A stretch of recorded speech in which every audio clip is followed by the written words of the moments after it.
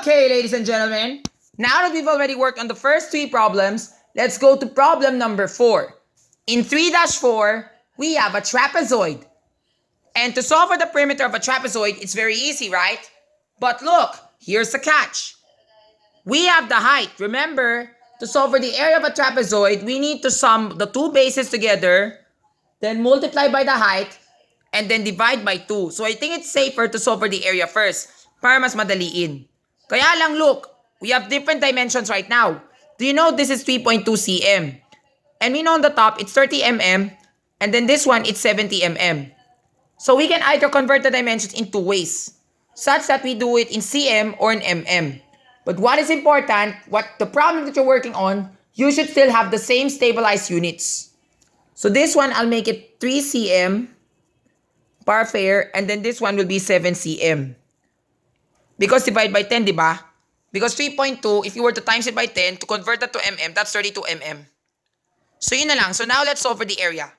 To solve for the area, 3 plus 7 is 10. 10 times 3.2 is, let's solve it on paper. 10 times 3.2, di ba 3.2 times 10 equals 320. So tama, 32. Divide by 2, you should get 16 cm.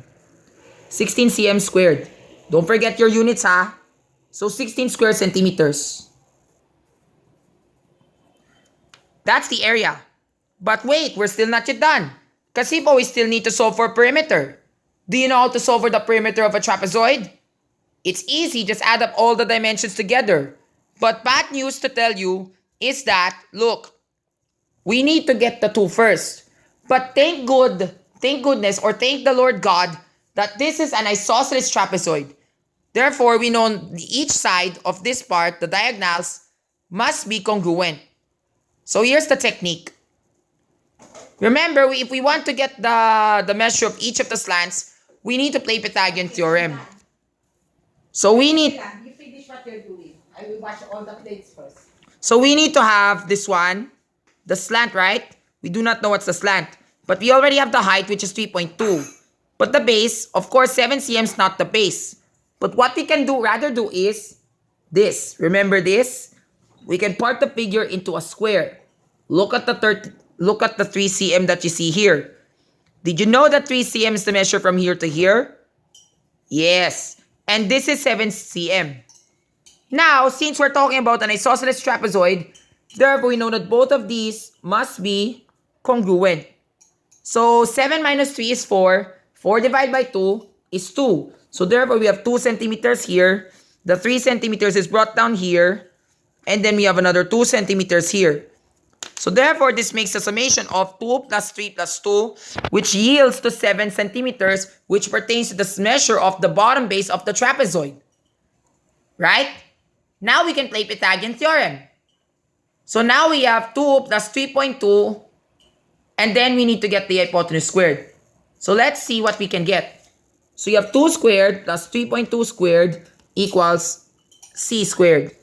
2 squared is 4. 3.2 squared, let me solve that for you. 4. I know this is 64. 6.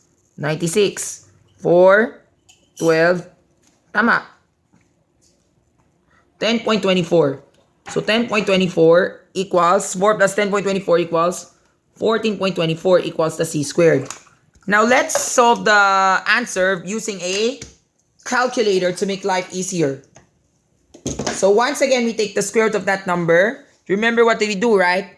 2 squared plus 3.2 squared.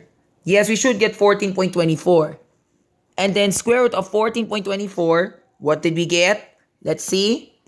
3.77. So yun yung sagot, 3.77 centimeters. And to make life easier, ganito na lang tayo. So we know that the slant is 3.77. Alright. Now, let's add up everything together. So you have 3 plus 7, which gives you 10 cm. 10 plus 3.7, actually what you can rather do is 3.77 times 2. This gives you 14, 15, 7. Times 2, tama, 7.54. So we have 10 plus 7.54, which means the answer is 17.54 centimeters.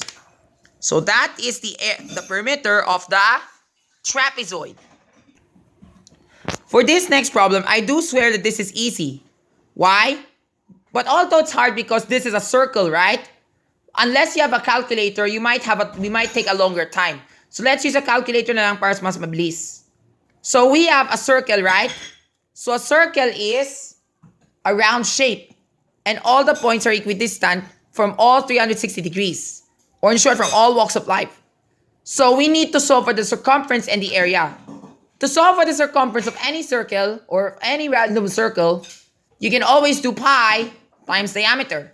Pi times diameter, we know that remember that 5.5 feet pertains to the radius. Ano yung radius? Ang radius ay yung kalahating part ng diameter. It's half the diameter. We know that diameter pertains to the length of the entire circle, such that it crosses from one point to the other. It passes through the point, the center point of the circle. So we need to double the radius to get the diameter, which is 11 feet. And then what we can do now is 3.14 times 11. That's easy because thanks to multiplication table of 14, it's easy to solve for the perimeter. But to double check with the calculator, let's see. 3.14 times 11. Tama, 34.54. But don't forget your units. So it's 34.54. Ano yung sagot? Feet. Dahil feet to, di ba? So yan. Now for the area, yun yung pinakamahirap. Kasi po in the area, you need more computation. And to solve for the area of a circle, it's always pi times the radius squared. Ang nga pala, do you know some people might get baffled with radius squared and 2r when it comes to circumference and area? Tandaan mo yung circumference ng circle ay 2 pi r. Kasi po, when we say circumference, it's 1d. Kaya lang yung area, may squared. To remember that, you know that area is always in square units. Kaya naman, yung area, if you see pi times r squared, you know that its area, it's because dahil sa square. Because by definition means, area talks about the number of square units in a given figure. Yun lang. Now let's solve for the area. To solve for the area of the circle, it's pi times the radius squared. So we know that 5.5 is the radius, and we can do 5.5 here. So 5.5 times 5.5 by itself, remember the shortcut, this becomes 25, add 1 becomes 6, 6 times 5, 30.25. So 30.25. To double check here, yes, it's 30.25. Now we do 3.14 times 30.25. Since I have a good multiplication table of pi, I already know that this is 15.7, this is 6.28, 0, and then, where is it? 314. Then you add the numbers. 0, 15, 8, 1 plus 6, 11, tama. Then decimal point, dito. Let's see if it makes sense. Multiply it by 3.14. Ay, mali yung sagot. Maybe because we went too fast. Alam ko na yung sagot. This is supposed to be 942. So therefore, this is supposed to be 9. Tapos this is supposed to be 4. Tama, 94.95. So yun yung area ng circle. So therefore, 30.25 times 3.14. Yan po, 94.985. Pero ano yung sagot? Square feet ha? Kasi nga square units. So 94.985 square feet. Yun. Last problem is this. This problem for item number 6, the problem is easy. But it might be a bit hard because there might be some complexified figures around. But the good news is, if you know your knowledge on how to solve for the answer, you can do it as long as you know the meaning of dimension. Let's work it out together, shall we? Okay. First of all, let's look at the puzzle. We have here, what shape is this? 1, 2, 3, 4, 5, 6, 7, 8. So we need to have 8 dimensions. So we need to add up all the 8 measures. But there are only 1, 2, 3, 4, 5 that are shown. 2 of them that are congruent and 1 of them which pertains to the long thing. How do we solve that? No problemo. Here's how we do it. First, we need to get the measure of everything. So the first thing we need to do is, let's look. Can we get the height now? Remember, the height, we do not know the measure. But we know to get the height, it's the summation of all the heights that you see here. 6 plus 4 plus the one that is unknown. But we can't get that yet. So let's try to find another clue. Is there another clue that we can obtain? What about in the horizontal part? Yes. So we have the entire thing which measures 22 meters and then this thing that measures 17 meters. So can we get the answer to here? Yes, we can. At yung sagot dito ay 5. 5 meters. Ito yun. And then we know that this one is also 5 meters din. Pero what should be the measure here? We know that this is 15 meters all in all. So therefore, 5 plus what gives you 15? It's 10. Very good. 10 meters, right? And then since there's a congruent mark, it's also 10 meters here. Now, we also solve for the... Now, can we solve for the vertical part? Yes, we can now. 6 plus 4 is 10. And plus 10 is 20. Very good. We got it.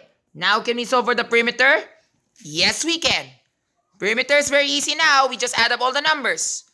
So 15. So we have 20 plus 15 is 35. 35 plus 6, 41. 41 plus 10, 51, 61. 61 plus 17 is 78. 82. And 82 plus 22. 82 plus 22 equals 4. We can get the answer. 104. So the perimeter is 104 meters. See, it's very easy. You just need to use analysis and drawing of conclusions to solve for the answer. Alright?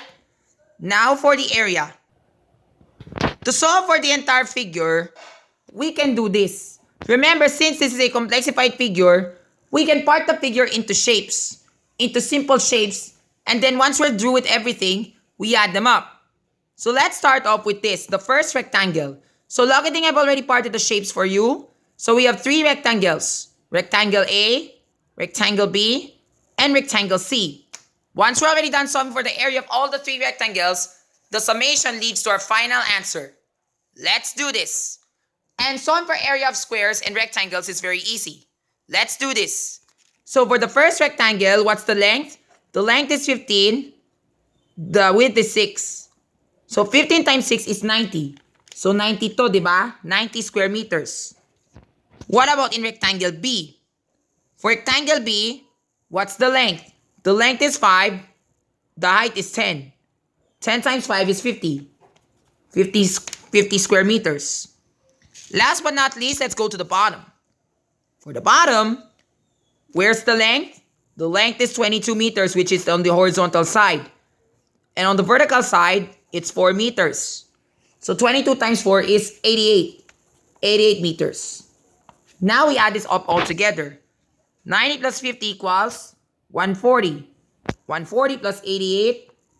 Let's get the answer. And the answer is 228. So the area of the entire figure is 228 square meters.